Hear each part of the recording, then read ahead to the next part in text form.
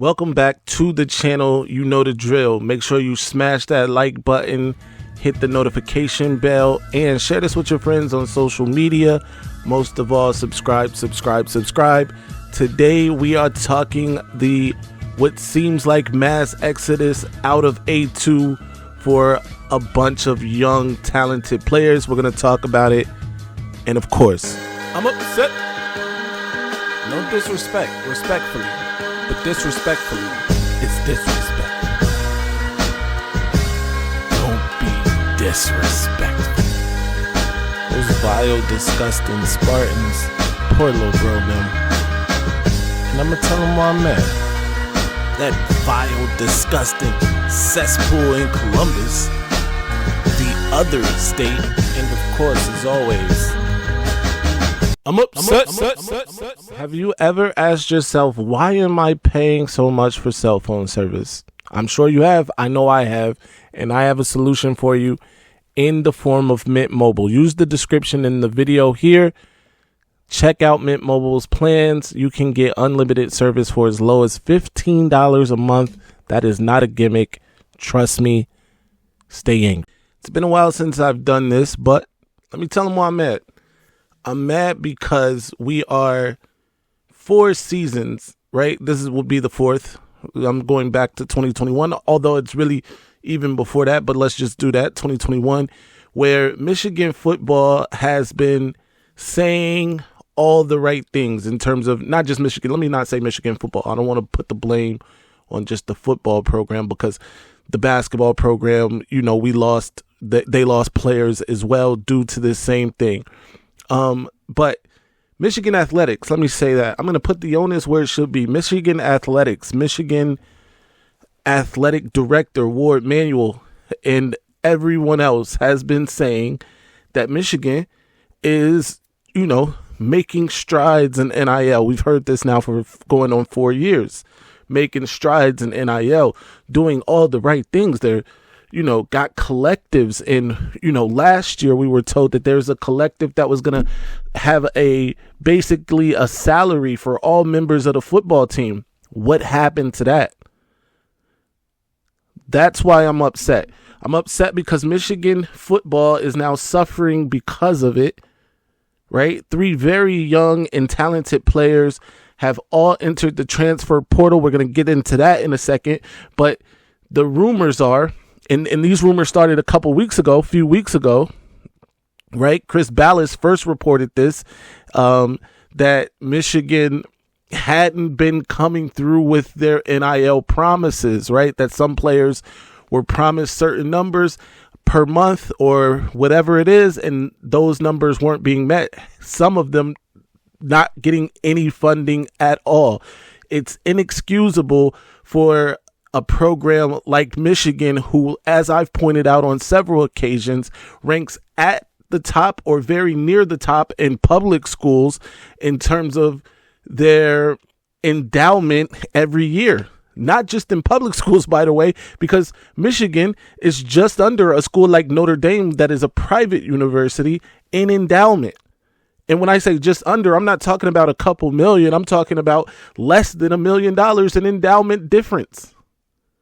Now, I get it. Endowment is something completely different. But the point is that Michigan has money. The point is that alumni have money. The point is that I'm sure some of these alumni, by the way, Jim Ross is one of the alumni, but that's neither here nor there. He has a hall named after him on Michigan's campus. He basically funded the athletic center, right? The weight room, all of these things. Anyway, I'm getting into the weeds here. The point is, there are people like Jim Ross. By the way, tap Jim Ross too, by the way. Pause. There are people like him that are willing and ready to fund Michigan's NIL efforts. It is the Regents. It is Ward Manuel. It is these other people, the heads at Michigan, that refuse to go all the way. Let me say that. They have Michigan as this prestigious university, which it is, and they don't want to muddy the waters the way that schools, our rivals, are doing. By the way, the other state has no problem with their coach going to a meeting full of alums saying, hey, we need $13 million to keep the team alive. Guess what they did? Ponied up the money.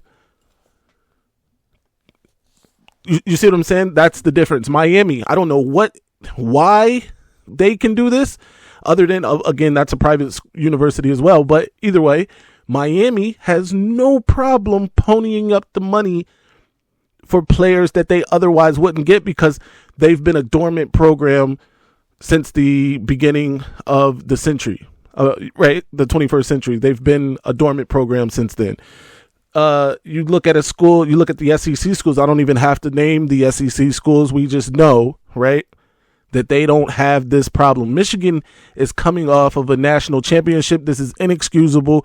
No other national championship caliber team or university program is going through the same things that Michigan is going through. And there are lesser teams, universities, programs that are doing this particular thing a lot better than Michigan, and it needs to be corrected. We move on. All right, so here we go. On a day that Michigan should be celebrating because they have a record number of projected NFL draft picks in this year's NFL draft. The first round of said NFL draft is tonight. They have a quarterback that is expected to go within the top 5 picks of the draft, no later than 13, I'm sure. And yet, it's not that level of positivity throughout the program. Let me explain why. It starts with DJ Waller. DJ Waller came into the spring practices as a contender to be cornerback 2 across from Will Johnson.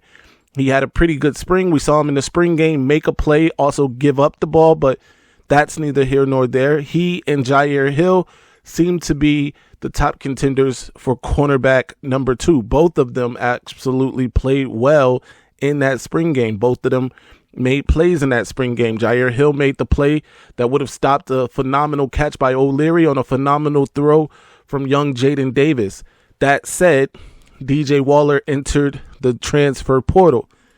Rumors immediately start to swirl. Now, hours before he entered the transfer portal, head coach Sharon Moore was on, I forget the podcast now, but he was on a podcast basically screaming from the mountaintops, showering praises down on Jair Hill, which is DJ Waller's main competition for CB2.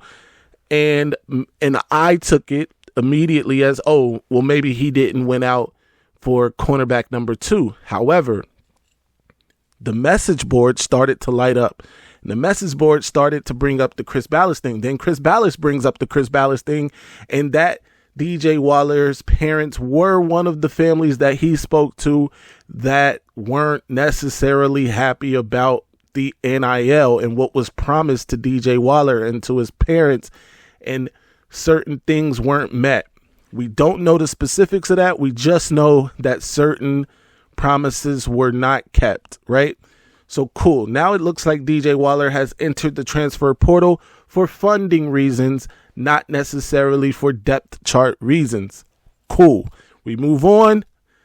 Jeremiah Beasley shocks the world today, enters the transfer portal. Jeremiah Beasley, the linebacker out of Belleville High School, just minutes down the road from A2, was a huge get for Michigan in the 2024 class. One that a lot of people thought would help Michigan land 5-star and number 1 overall recruit in the 2025 class.